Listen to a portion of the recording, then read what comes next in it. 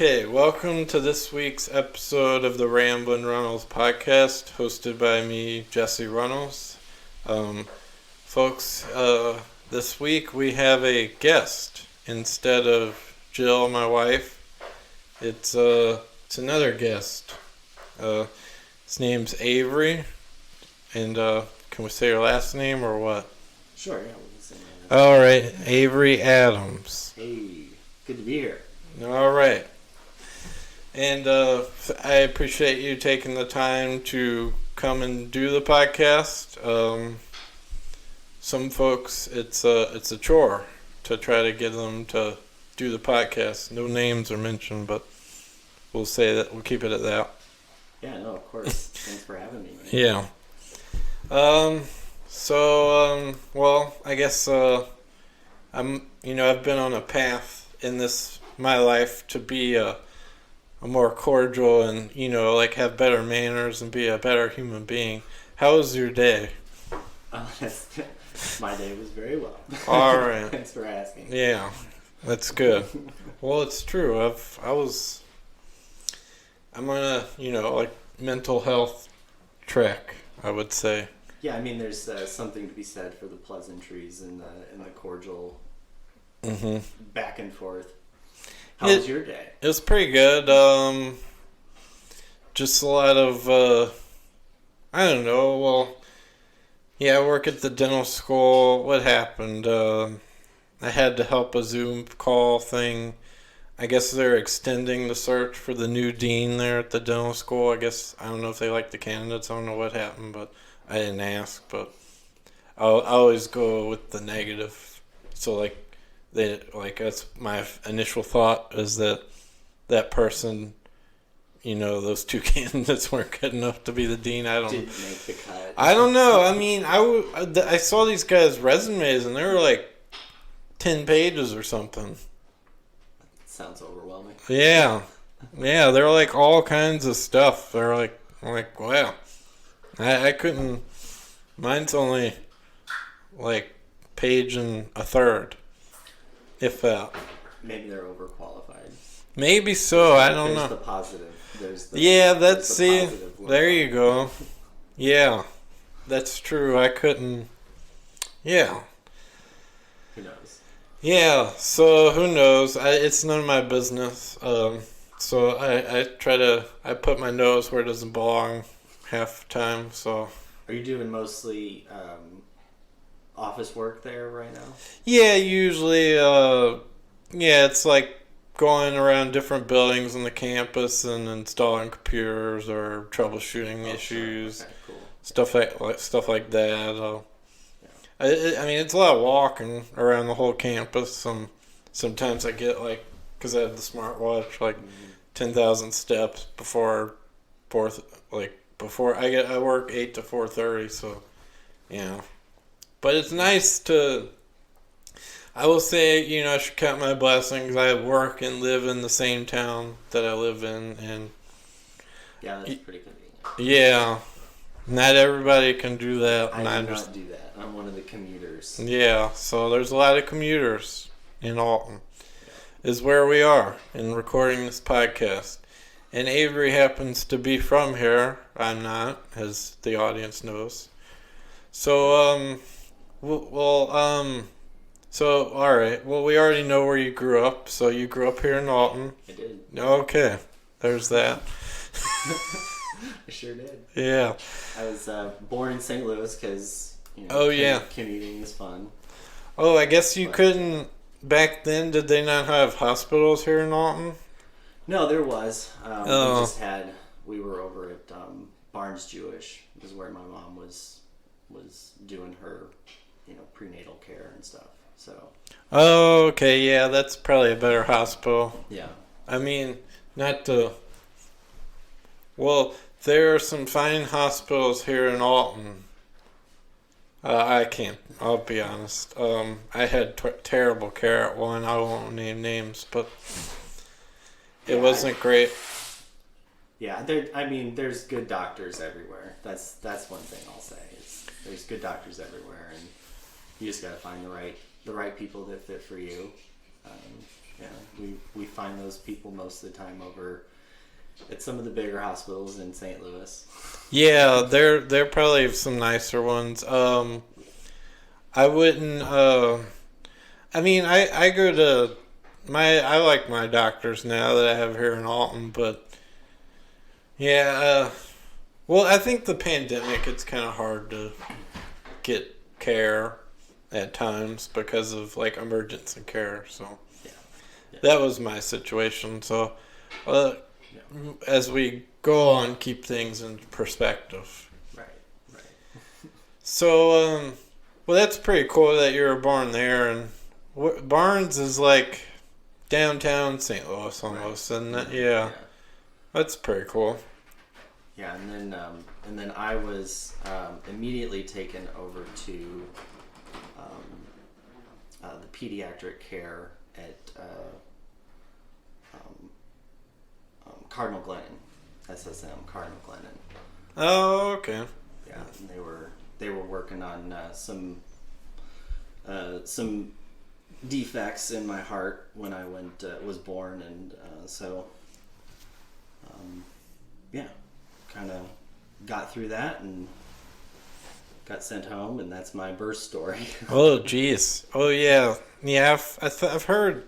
Yeah, I hope, like, yeah, it's too bad about your heart. I hope it's not like, it's like something you always have to monitor, I guess. Oh, yeah, it's just it's like somebody born blind, you never know anything different, so it's just kind of been my life. I was born with it's called aortic stenosis, and it's a bicuspid aortic valve. So the valve that releases the blood throughout the body after it's been oxygenated only has two muscular parts instead of three. So two of them are fused together. Oh, wow. Which hinders the opening and closing of said valve. So over time that, can put some wear and tear on the heart, and it affects my blood flow a little bit. But I've just kind of lived my life more like every day could be my last day, and that's given me kind of a cool outlook on life, and to try to seize the day and get as much out of it as I can. Unfortunately, life kind of takes a hold of you, and you've got to do things like go to work and be responsible to take care of family and kids. But sure, I still try to keep that outlook on it. Wow. So, man, I didn't realize it was that serious. But all right, I guess you learn to live with that sort of thing. It's not that serious. I'm still ticking, and I'm 36 years old. So. Well, all right. I have. I think the audience. I don't know if I ever said it. I have ulcerative colitis, and that's for life. Yeah. So. I've had it for about. Well, I was diagnosed. I probably had it my whole life, but I was diagnosed in 2014. So. Well, if I were to say that's a lot more uncomfortable than yeah. Well, yeah. When I first got diagnosed, I was in a lot of pain. Yeah. So, and I quit my job. I was like, I'm not doing this job. I was working at Walmart, and I was like, nope, I'm not doing it anymore. So I found a job that was a lot easier. I worked at Hertz for a while, just driving cars at the airport. And, oh, cool. Yeah, so that was easier, but... Sure. I don't know, I feel like stress was a lot of the problems for me, or why it flared up worse. I mean, you probably have something to it. I think stress is a big proponent to that. Yeah, so, I don't know, at the time I was stressing, so, I don't know, I tried to keep it in check as much as possible, but you can only, I don't know, stress is kind of a hard thing to tackle at times, but right. I'm trying. Good. But it was so far it's managed right now because they've come up with good drugs for ulcerative colitis, but it's still a disease that's chronic. So right. Yeah. Oh man. Well, good luck with that struggle, man. Yeah. Well, so far so old's fun, isn't it? Yeah. Well, I was like late 20s, I think, when that happened. So. Yeah. But, yeah, but I mean, I didn't drink for a while after it, and you really learn to, like, when you're sober, like, because I had friends that drank a lot at the time, and I'm like, oh, I can't do this. I can't hang out with these people, so it just, they're not, you realize they're not great, because you didn't know when you were, drinking all the time, Yeah, yeah. So, I get it. yeah, so, like, I mean, they just, I don't know, it's kind of hard, like, I just felt like they just weren't great friends, they were just kind of there, Right, yeah. So, Drinking aside, they just weren't really there for you. Yeah. Friends. Yeah. Yeah, so I just, they, like, I don't know, like, some people pick, alcohol over you. So that's kind of how I felt, so.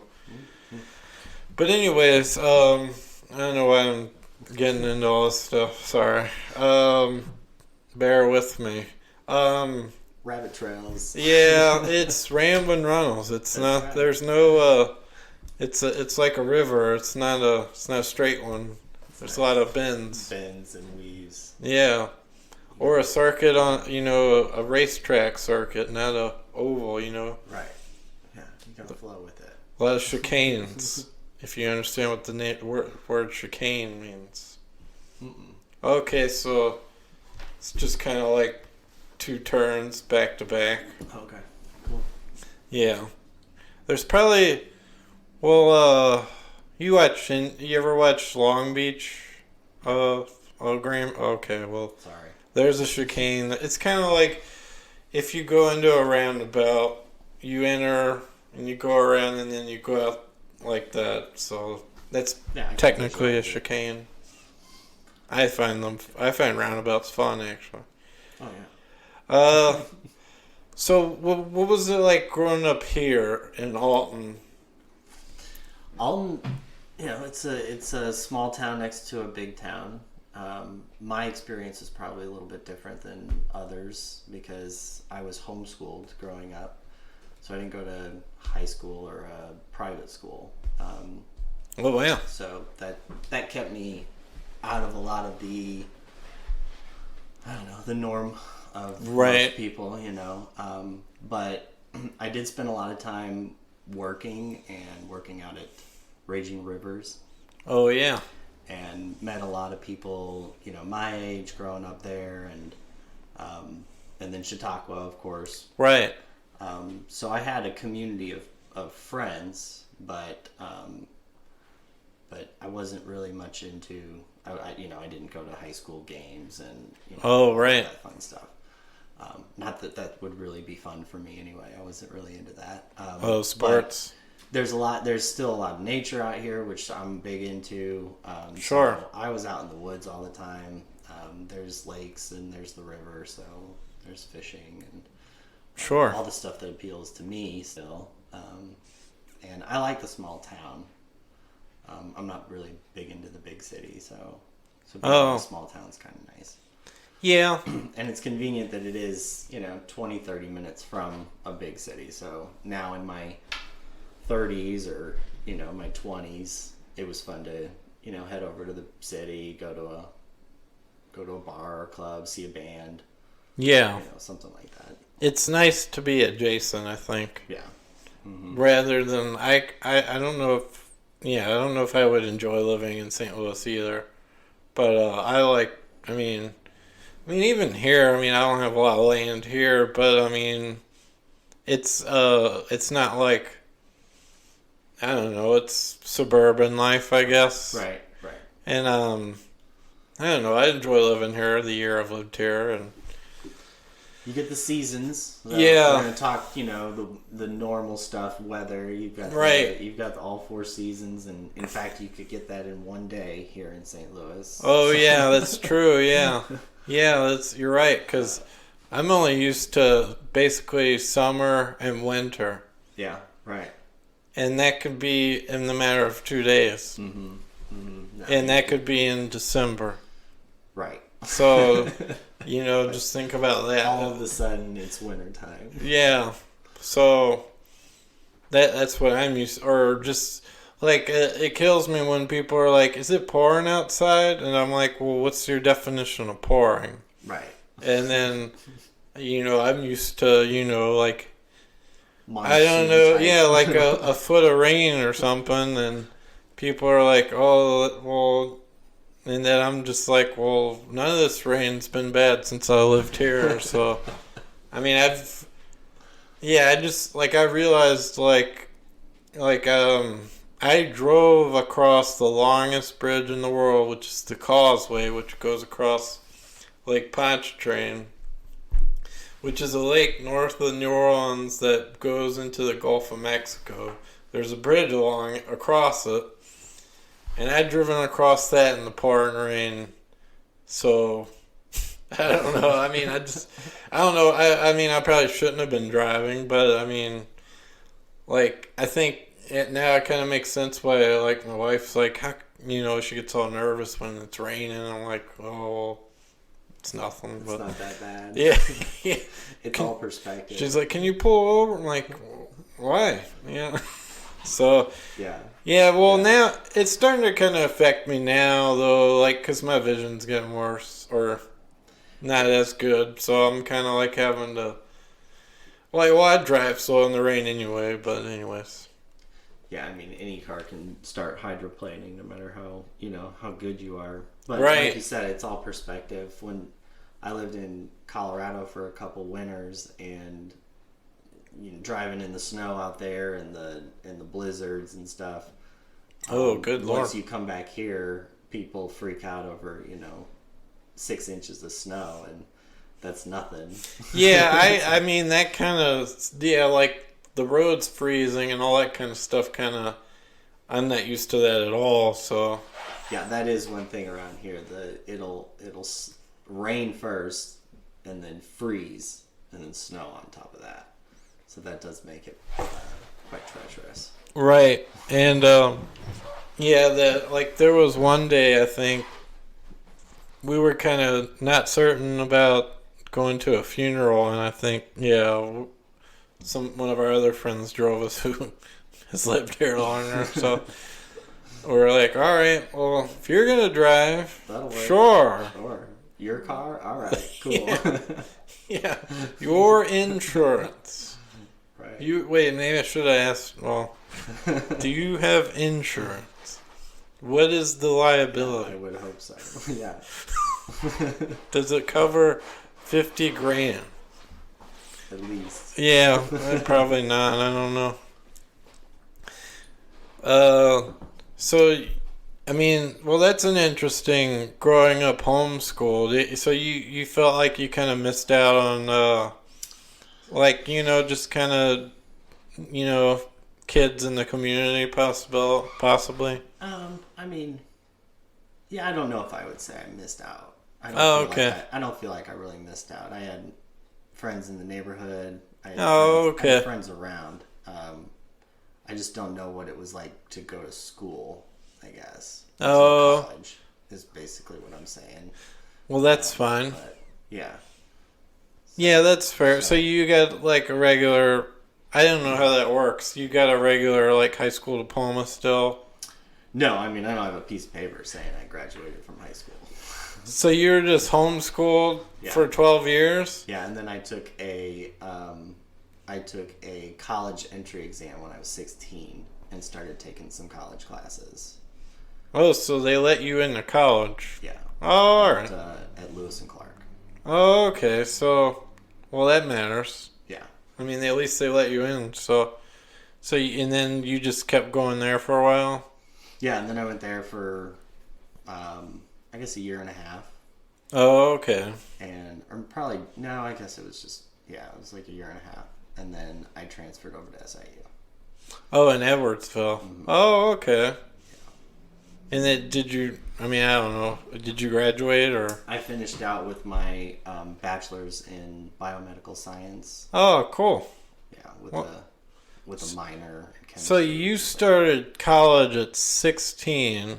Essentially, I guess, like a lot of other kids who are just, taking like a college course while they're in high school, Gotcha. I've known, people in high school, a couple of people I knew growing up, they would take their morning at the high school and then go over to the college for a class or two.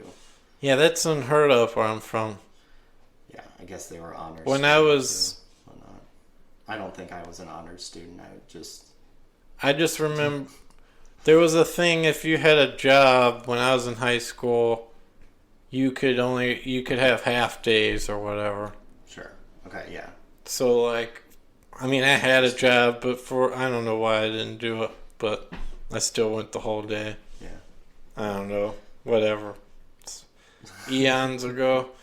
But, wow, that's pretty neat. I heard on the news that somebody, I guess they changed that in Louisiana because kids got associate's degrees by the time they were 18. Yeah, which you can do it. I mean, if you're able to start going and taking college courses at 16, that's 2 years. So yeah, I thought that was pretty impressive, if you ask me, because then you could be essentially 20 with a bachelor's. Yeah. Which is a good jump start. I would not recommend somebody does that at, say, a community college like I did and then transfer to a 4-year. I guess maybe unless you're going to finish out your associates, but whenever I transferred over, there was a couple classes that didn't transfer. Like the credits weren't equivalent, so I had to retake a few of those credits. I think they're kind of changing that though at Lewis and Clark. Like you can basically just take SIU classes there. I think. Oh, okay. I thought I saw a sign for that. That would be smart of them to. Yeah. Co-op. Yeah, because a lot of, it's right there between. It's not far between the two campuses. So yeah, they could get a lot of the people that start off there and want to branch out and keep going. Yeah, and then I was like, now that I work at a dental school, I never was curious about dental schools before. There's only a couple of them in each state. Oh, is that right? Yeah. I think there might be 4 in this state, if that. Like, the next closest one's probably Wash U from here. I guess that's not when you compare how many colleges are in one state. Yeah, there's not that. There's like probably 10 in this state, maybe. I don't even know. Yeah, I don't know. Yeah, because Chicago, who knows? Right. And there's probably several in between. There's Champaign. Yeah, so there's U of I. There's probably Illinois State. Is there? Yeah. I don't know, but yeah. I just know of SIU and there's Edwardsville and then Carbondale, yeah. Right. So, and I still don't understand why. I hear that campus is not doing too well on like their numbers. Carbondale? Yeah, like they went from like 30 to 10 grand or 10K kids or students within a year. Interesting. Well, it's kind of out in the middle of nowhere. Yeah, it's way down there. Like, there's not a lot of people that live in that part of Missouri either, I don't think. No. And I'm sure a lot of people try to go to state schools in your state. So, yeah, in that part of Illinois, there's not a lot. No, there's really not. It's very rural. Because we went to West Frankfort for a funeral, and I was like, well, there's nothing, No. Really and that's like going that way, I think. Yeah. Just farmland. Yeah. Well, like, that's what it seems like east of here, basically, is farmland, and if north. Chicago. Like, that's all. Yeah, like, I read that somewhere. The 2 metros of Illinois are, I guess you could probably, maybe there's a third one with, there's some town up there, maybe, I don't know, there's another, like, northwest Illinois, there's a town, I forget what it's called, but, there's, like, Chicago's 1 metro, and then here, and that's the big 2 major populations, so. Right, and that's because we're right next to St. Louis, that's. Yeah. So, I guess we'll get into Chautauqua now. So, if folks don't know, I don't know if I ever said it, but Chautauqua is like, you can correct me if I'm wrong here. It's kind of, what is it? Not antebellum, but it's like Victorian. What era is that? I don't know. Well, that's like a southern thing, isn't it? Yeah. It's late 1800s when they initially started, and it was just kind of like this place. They had a number of Chautauquas around the country, and they were just like entertainment, like basically set up for entertainment for like. Yeah, it's a summer community for the arts and that was the initial purpose of Chautauquas. Right. And it's very faith-based, so... okay. It's based around faith and the arts. So, music, painting, just all expressions of art and then outdoor activity. So there's a big pull to be doing, hiking and swimming and boating and, games. Yeah, I think Teddy Roosevelt enjoyed Chautauquas. Is that right? I thought I read that somewhere. That's very interesting. That makes sense. Yeah, we went to a defunct one, if that's the right word. Derelict ruins. Yeah, sure. Abandoned. There was one in Mississippi. Oh, really? Excuse me. That was like, it was in, well, anyways, do you know who Robert Johnson is? I think I've heard the name, but I can't place it. Well, he's that guy that they say sold his soul to the devil at the crossroads to be a better blues player. Yeah.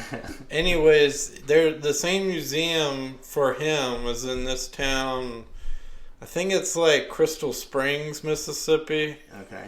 It's very southern Mississippi, and I guess they set it up there for like the railroad workers. Okay. Basically, there was a lot of railroad workers in this area at this period of time, and it had the concrete like amphitheater and all that, and all the little.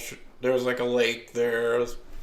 It's kind of it's pretty cool, and they had like trails around it and all the ruined old cottages that were there. Right. Yeah. So it's all cottage. Every cottage has to have a front porch. The owners of the cottage don't own the land; they lease the land. Oh, okay. So you lease the. And they all used to be tent sites there at our Chautauqua. So I'm pretty sure they would set up wood decking and then put their big canvas tents on top of it. Oh. And so, for instance, they were much smaller. So, for instance, our cottage is on 3 leaseholds. So three tent sites. Oh, so wow. You can imagine, some of those bigger cottages with larger plots are probably 5 or 6 more. Yeah. Oh, wow. Yeah. That's interesting. I guess that's what they had to do back then. I mean, it's kind of like caravanning. Yeah. I mean, that's how they had to do it back then. And they probably used the river for travel. The river, and there was a railroad going up there, so that's interesting that you mentioned the railroad in Alabama. Because Mississippi. Yeah, because there was our Mississippi. Because I get it's kind of similar, but southern states. No, I love the South. Oh. But yeah, that's interesting that you said that about the railroad down there, because this one, that was the only access really was either by boat or by train. There's not a railroad by there anymore, though. No, they took it out and built the river road. Oh, interesting. Yeah, which that was a huge project, and if you want to talk to somebody about that someday, my dad would be a good Oh. resource for that. He's got a big presentation on it. Oh, wow. And then we went to that one. There's one in Boulder, Colorado, because we've visited there a few times, and we saw that one. That one is kind of robust. It wasn't like the landscape. I mean, it's Boulder. I mean, it wasn't like, it was just kind of a series of cottages. It wasn't. I don't know. The one here is pretty. I think it's prettier personally, but. Yeah, well, I'm partial to it. Yeah, but right. Yeah, I guess I'm a little partial because I've spent time and right. hung out there. Yeah. I'm not a real Chautauquan, but well, you are now. Chautauquan by proxy. You're in now. I grew up there, so it's got a special place in my heart. But I did hear I haven't been there, but New York is supposed to be. Yeah, that's what I heard too. Really I think beautiful one. Dave said that. Mm-hmm. Yeah, and I'm pretty sure they're still operating. They're still. Okay. I think. Yeah, I guess I should look up active Chautauquas. That would be kind of like seeing if there's. I don't doubt there's another one in Illinois. Maybe there is. I don't know. I don't even know how many there really were. Yeah, I think there was a number of them. Or has been. Yeah, so Chautauqua was fun. I've got really great friends. I know I mentioned that earlier. That was a part of the group of friends that I had growing up, and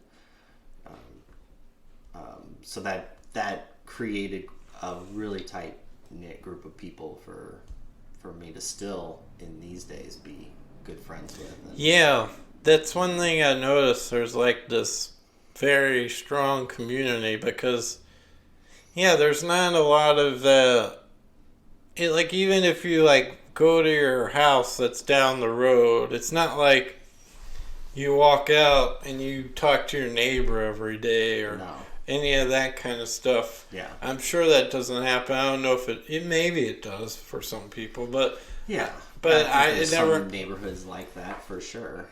But in this era, it's like people mostly mind their business and don't really. That's the way it is in my neighborhood. Yeah. Everybody kind of just keeps to themselves. Yeah. I mean, I know there's neighborhoods that do block parties and stuff like that, and maybe over in the city it's a little bit different. I don't know. But, I mean... Maybe it's not. Yeah, but... Out in Chautauqua, you walk outside and your neighbor's having coffee on their porch, and... You can't leave. You just walk over and have coffee with them, and... I think every time I go to Chautauqua for anything, I have a conversation with someone else. Unless it's like out of season. Right. But usually someone finds me and talks to me, regardless if I want to or not. Yeah, right. Even if you're trying to be a wallflower. Yeah, I mean, that's... Yeah, I mean, trying not... Like, I know that sounded rude. It probably was, but I don't want to put that negative energy out there, but I mean, that's... No, I don't think it's negative. I think it's just a difference in personalities. I'm kind of that way too. In a big group of people, sometimes you'll find me sitting in a chair, kind of just observing, or... Right. Sure. Up against a wall with my cocktail. Sure. Watching people. Yeah. What's he gonna do? Yeah. Yeah. I get that. Yeah, I'm an introvert. But yeah, well, I've kind of noticed that sort of thing since I moved here. Folks will just, in the Midwest, it's different, man. It's just different from the South. Like, people just talk to you, strangers. Well, that's not a bad thing. Yeah, it's not a bad thing. I'm just not used to it. Sure. Like, I mean, maybe it's because I lived in a city and people don't really do that sort of thing in Baton Rouge. But, yeah, just going somewhere and somebody's trying to talk to me and I'm like, what? Who, me? Yeah, I'm like, what do you want? Like, that's probably my... Your expression. My initial reaction is like, can I help you?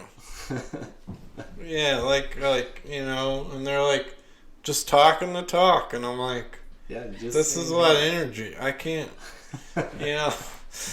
I don't know if ready for this. I don't know if I can do it, you know. Yeah, it's not that I can't do it. It's just I don't want to.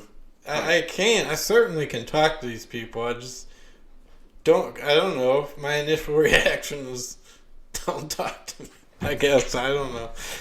No, well, I can sympathize with that. I'm not the right person to to really fight you on it, because I'm the type of personality that will avoid somebody I know in public just to avoid a conversation. Oh wow, So. I've done that too. Yes, I saw somebody and that it's not personal against the person. I mean, I've got nothing against that person individual. I mean, that one individual. I just don't want to have a conversation. That's fair. Yeah. Yeah. Just trying to get on by.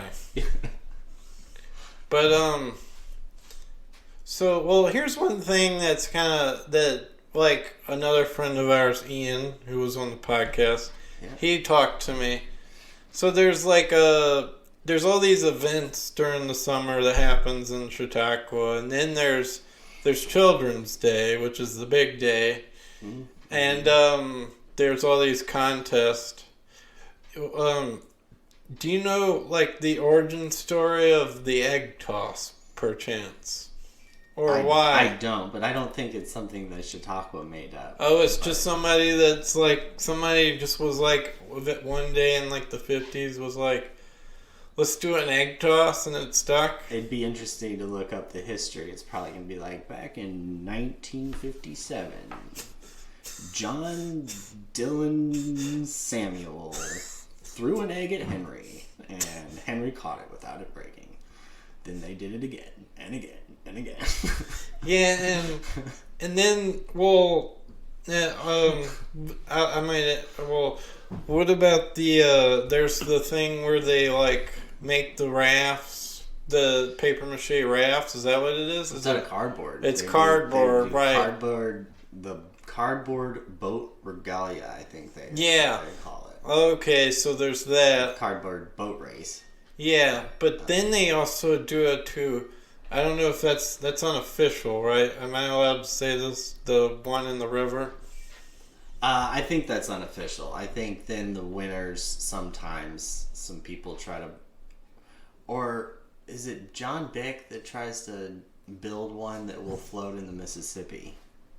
I don't know. I could be wrong. Yeah, I think he does build a very good one. Oh, and the one he was best, I think. Yeah, and his always, like, never sinks. Right. But you can't. What are the rules on that? Can you not use, like, duct tape or something? No, I think you can. Oh. Yeah. Maybe I should.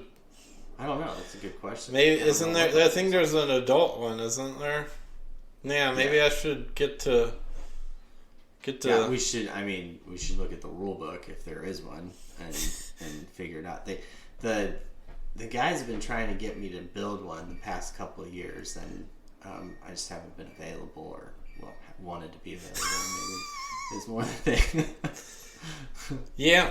But yeah, I'm sure people use saws to cut cardboard. I bet. I wouldn't be surprised. Yeah, or X-Acto knives, or yeah, I guess you could use a. Yeah, but I don't know. Yeah, I guess you could use.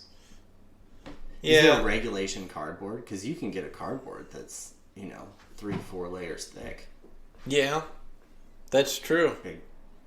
Big old. Yeah, I guess cardboard. If you buy like a refrigerator.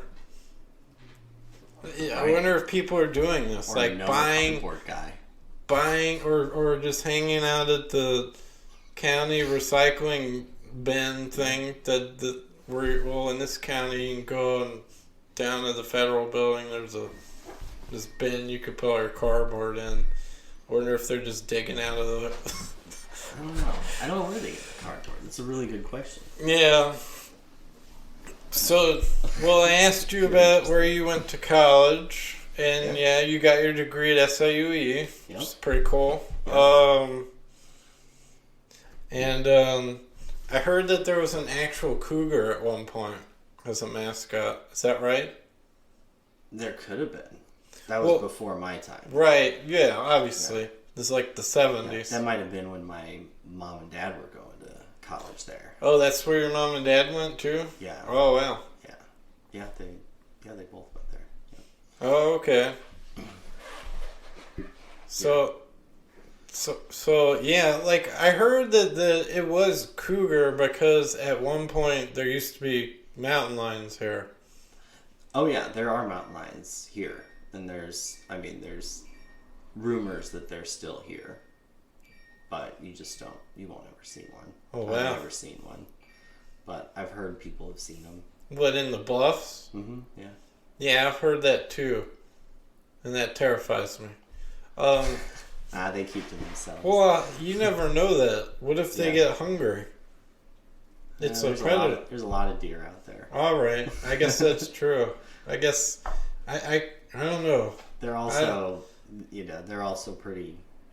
They're not gonna take a whole lot of risk. How do you do that? Like, rationalize that. I want to get where you are, where you're not as worried as me about this. about a cougar attacking you? Yeah, I don't know why I am, but I don't know. I guess I have an understanding of the animal. I guess that makes sense. That you're right, because I mean, if a mountain lion is, I think it has to be like, I think the scenarios where it's happened has been where there happen to be a lot of people. I think if there's just a lot of people somewhere, at any given point, they're going to attack. I don't know. I would almost disagree. That a lot of people are going to kind of keep them deterred. And maybe? Okay. And really, I mean, I would be most concerned if I was walking up on a den or in between, a mama and her cubs. That's true too, yeah, because they're gonna try to defend the cub. Yeah, that would be. That's a good point. That would be my scariest. I mean, I think if I got into it. I mean, I'm very what's the word? Interested in the big cats. Oh, they're very fascinating. Yeah. Yeah. Now, a tiger, if they were around here, I would be a little bit concerned. Yeah, that's true. Yeah, I don't live in India. Right. We don't live in India. And there's some man-eating tigers in India, right. apparently. But cougars, they're just so elusive. They keep to themselves. They're more of an opportunistic predator. They're not going to take a big risk, No, so okay. Attacking a human is kind of a risk. But they won't come at you from facing you. They'll ambush you. That's true. They'll jump from a tree. Yeah. And then that's it. Right, or from behind a rock or something. And I guess that's kind of comforting to think of it that way, because you'll be dead before you knew it. Yeah, yeah. I mean that's a terrible thing to say, but and if you're not, then you might be able to fight him off. I mean, I guess running is a terrible decision. It's a terrible idea. You're better off facing him. Oh, okay. Facing off to it. Yeah. Yeah, that's true. If you run, and you can't try to climb a tree because he can climb one better, or way she. Better than you. Yeah. So, wow. Yeah, that's perilous. I hope that never happens. Yeah, I doubt it will. I doubt you ever see one, especially around here. Yeah, that's true. Probably in Colorado, you'd be more likely to see one. Right. I've watched videos of people on YouTube that there's been a whole 3 or 4 of them on their porch or something. Wow. Yeah. Wow. Yeah. That's surprising. That would kind of scare me. Yeah. Seeing that's them getting pretty comfortable with humanity and civilization. Might want to talk to I don't know, who do you talk to then? Game warden or something? Yeah. Yeah. Conservation. Yeah. They would need to transplant them. Right. Probably. So what brought you to New Zealand? Was it studying abroad? New Zealand. Okay. Yeah. Well, when I was finishing up college. Oh, okay. I was dating this this woman that was older than me. She was a real estate agent, and she was also involved with polo horses. And she got me she got me a job with a polo player here in St. Louis area. So I traveled around with him for a summer. Went to Alabama and all around the St. Louis and Illinois region, I think Tennessee. And so I was working as they call him a groom. And so I tack the horses and wash them and brush them in between the game and, before and after the game. And then I'll exercise the horses, work them out, make sure they're in good condition for playing. So they're athletes, these horses. But anyway, working with that guy during the summer got me in contact with his brother in New Zealand. And so I went over and worked for 5 months in New Zealand. So for this guy's brother. For his brother. So was this guy that you worked for here a New Zealander? Yes, he was. Oh. And he moved here. He got married and moved here, and then was a professional polo player here. Oh, wow. And they had so many horses. They had 150 horses. Oh, wow. They had so many horses. That's a ton. Yeah. So I worked on their farm for a while, taking care of their horses. In New Zealand? No, that was here. And then in New Zealand, he only had like 20 horses. But I exercised their horses, worked them out, trained them to play. And then I worked, his polo season. So I worked, basically had a full year of summer. I did summer here and then summer there. So that was pretty cool. But it was a really good experience. And then after the season was over, I had another month that I stayed, and I bought a van. Tore out all the seats, built like a bed frame in the back. I put a bed in there, had storage underneath it, and camping gear. And my girlfriend at the time, who's my wife now, she came out and visited me, and we traveled around for a month. And camped out and had a good time on the island. So you were in the South Island? We were in the South Island, yeah. We took a trip all the way around the coast. That's pretty cool. The whole island. And it's quite a bit of driving there. Yeah, I forget how many miles it was. It's... They drive on the other side, though. They do, yeah. Was that kind of hard? Everything switched over, so... Is it kind of hard to get used to that? It wasn't for me because it was all moved over. I was on the other side of the car, but I was also on the other side of the road. Was it a manual, this van? No, the van was it was an automatic. Oh, it was automatic? Oh, okay. I'm just wondering if they did the Europe thing where a lot of European cars at one point, I don't know about now, were standards, yeah. This one was a Toyota Previa. I forget the year, but okay, because it's a unique little car. Other countries get different models of manufacturers. Right. Yeah. Was there a lot of Holdens there?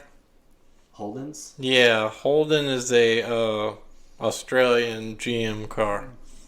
No, I you don't know? I didn't really pay attention dang. to the cars. All right. I'm just real into cars. All right, I was just wondering. Well, we were going to actually go to New Zealand for our honeymoon. Yeah. And then the pandemic hit, and country got shut down. Yeah. Yeah. So they're just now opening it soon, I think. Okay. So I just sent my passport paperwork off because I had to re-up it, and hopefully that goes through. I think it will, because the first time I sent it, I guess somebody took my passport photo and it was terrible. Oh, they didn't like that? Yeah, it was all blurry, and then I didn't have to pay for the second one, so. Yeah, for the passport, I just go to CVS or Walgreens, I think. And Yeah, that's what I did. Yeah, I went to Walgreens and I went to one of them and they took the picture and it was all blurry and oh, I guess I didn't really notice and I sent it and yeah.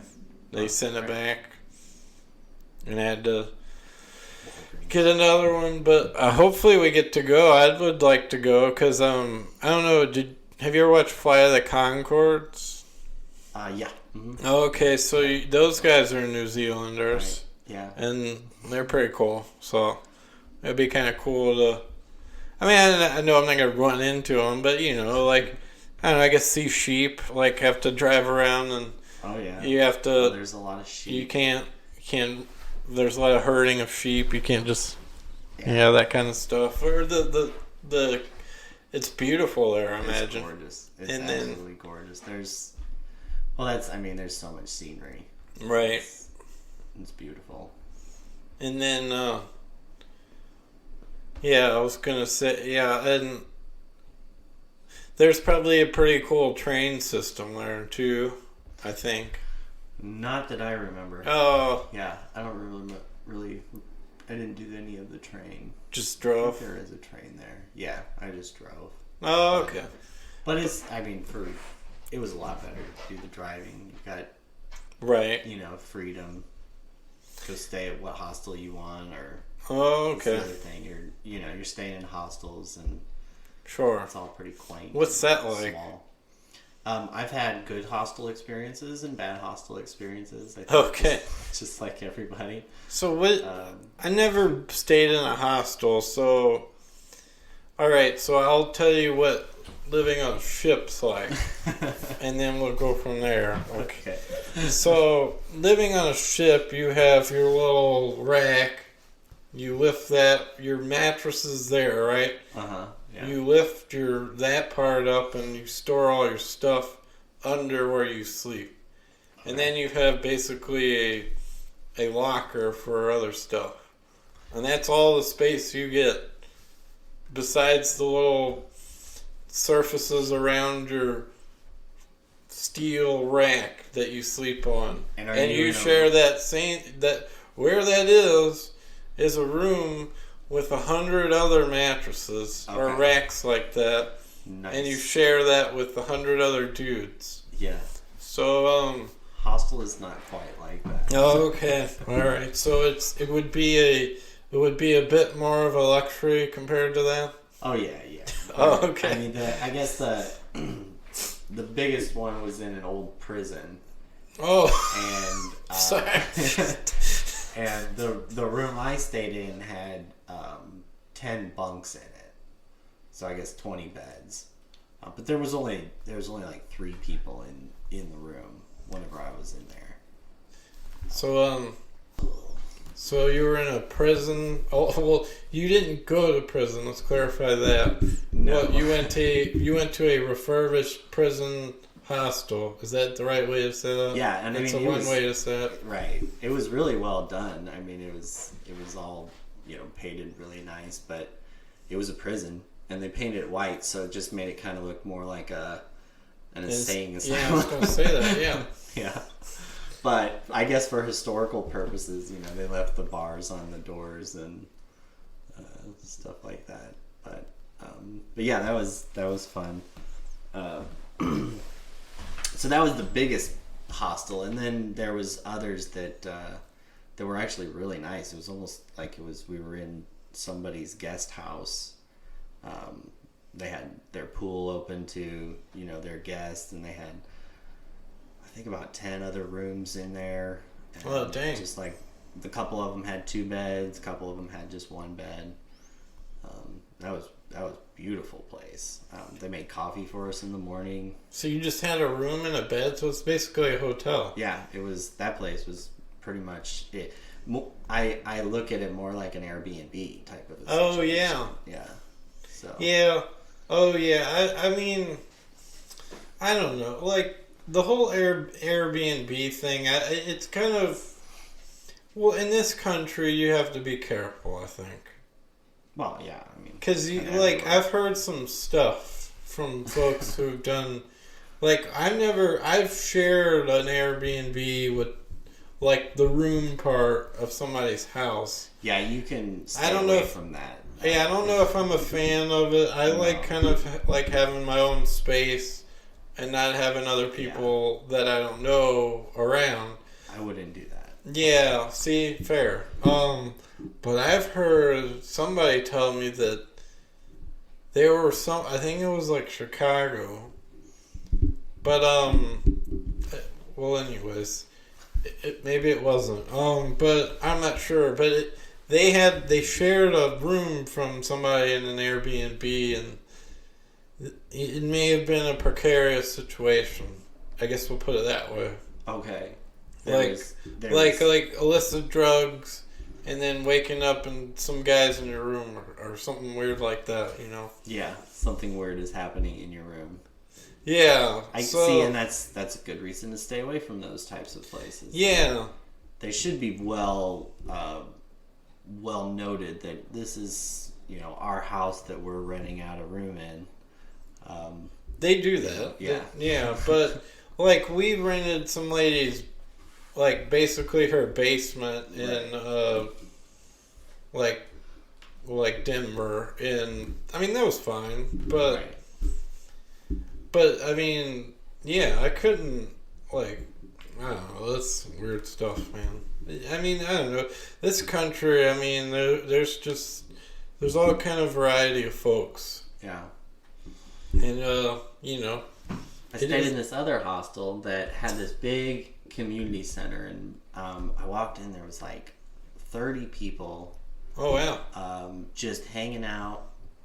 Little group over here playing some music, little group over here playing games, girl over here reading, some people taking some pictures, and it was just it was kind of a cool scene because I walked in, I didn't know anybody, and instantly some guy from Switzerland starts talking to me, and in English? Yeah. Oh, okay. Well, broken English, but oh, sure. But yeah, he could tell I was not from New Zealand or Switzerland. Yeah.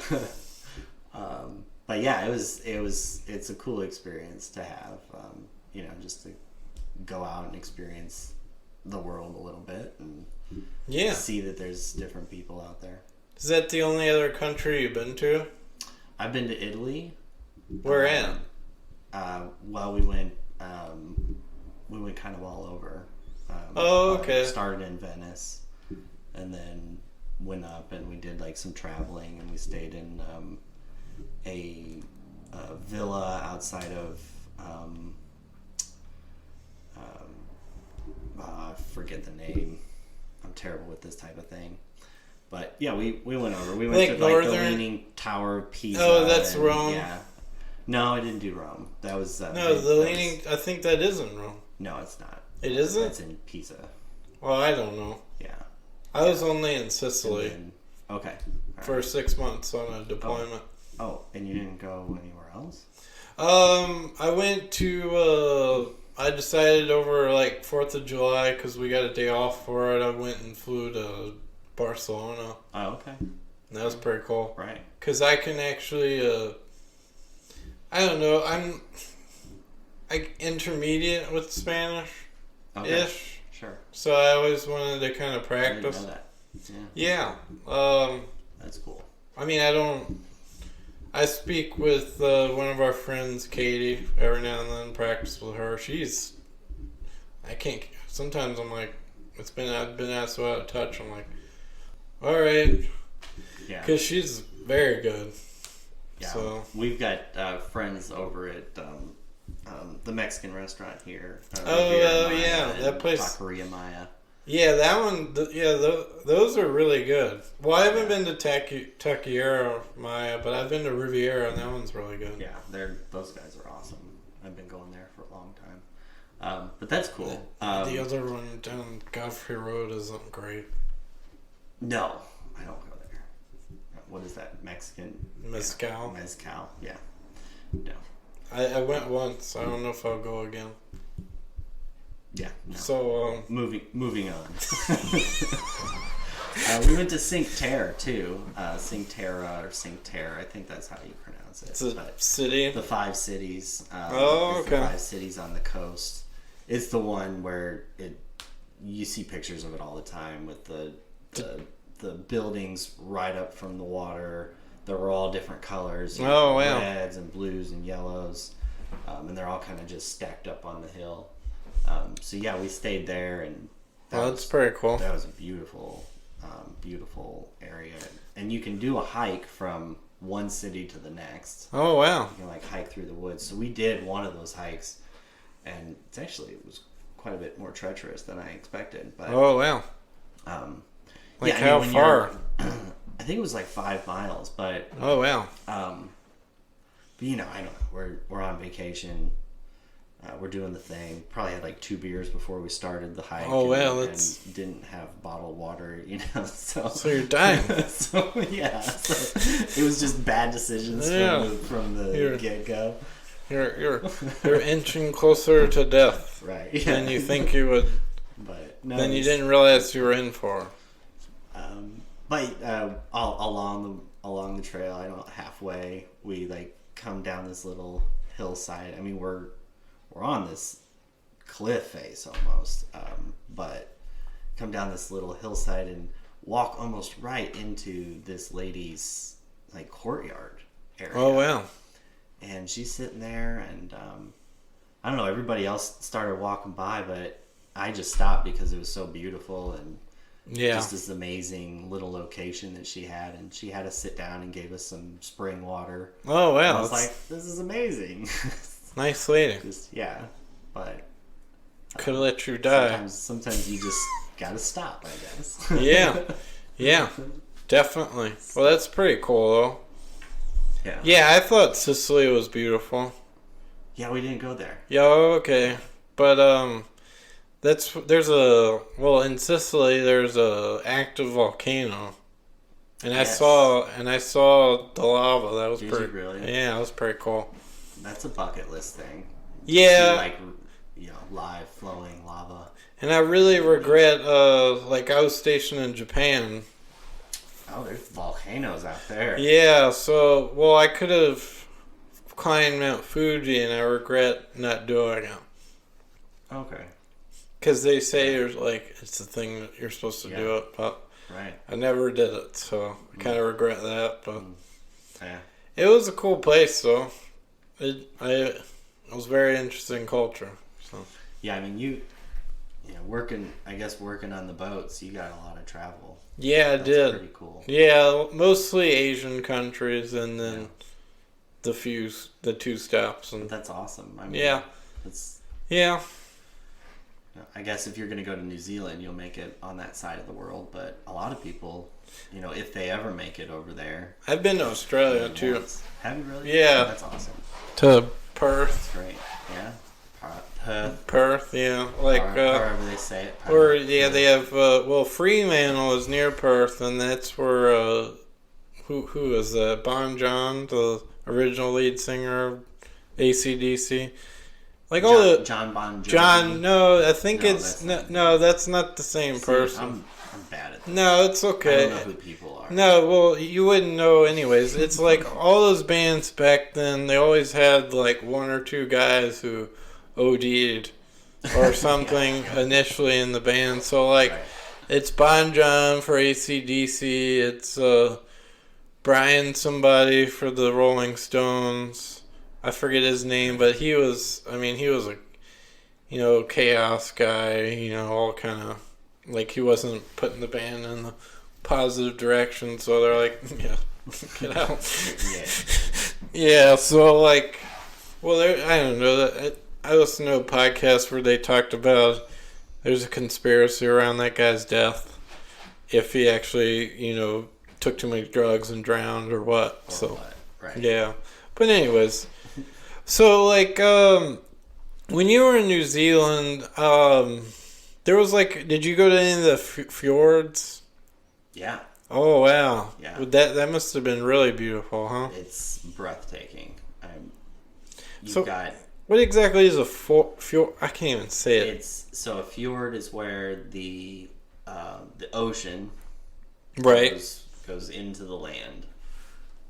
is how I understand it. Oh, okay. So you get this landscape where you've got seawater, and directly out of the seawater is a 9,000-foot mountain. Oh. And so it's just this big. It was just this big corridor, or inlet with these gigantic mountains on both sides of you. Oh, wow. And so we took a boat ride, and we drove through the fjord, and dolphins, sea lions. Oh, wow. So there's wildlife all up in there. Did you see any whales? We didn't see a whale there at the fjord, but that would have been cool. I imagine that. I don't know, but if I were a whale, I would pick that as a nice place to have some babies. Kind of nice quiet spot. To go up there and do the breeding thing. Oh. Have their young up there. But I don't know if they do that. I'm sure there's other places in the world that they have to go do that. Oh, you're talking about whale young. Oh, yeah, I don't. Whales rearing their young. I imagine it's not near land. No, I think they are kind of near land. Oh, is that right? Yeah, there's a place, I think it's by Australia, that they go, and it's like a little bit warmer water. I could be totally wrong here. But okay. But anyway, back to the fjords. They took us right by this cliff edge, and there's this spring that was pouring off of the cliff edge, and they bring out this tray of glasses, and they fill up the glasses from the waterfall, and they passed them out. And I'll tell you, you drank it? Yeah, it was good. It was like fresh spring water right out of the mountain. Oh, wow. That's quite that's an experience. It was a neat experience, yeah. Didn't get sick? No. Oh, wow. No sickness. Yeah, well, I mean, it's good. Straight from the spring. I mean, it's questionable. Sure, yeah. Well, I guess. Oh, okay. Coming right from the aquifer. I mean, someone who, whose next bathroom location's a mystery. You can understand my concerns. Yeah, true. I can. I can. So that's just my thing. But I mean, I can usually know by now. But back at one point, yes, it was. I mean, I'll just tell you a story. I stopped 6 times one time on a 30-minute trip. Oh shoot, man. Yeah.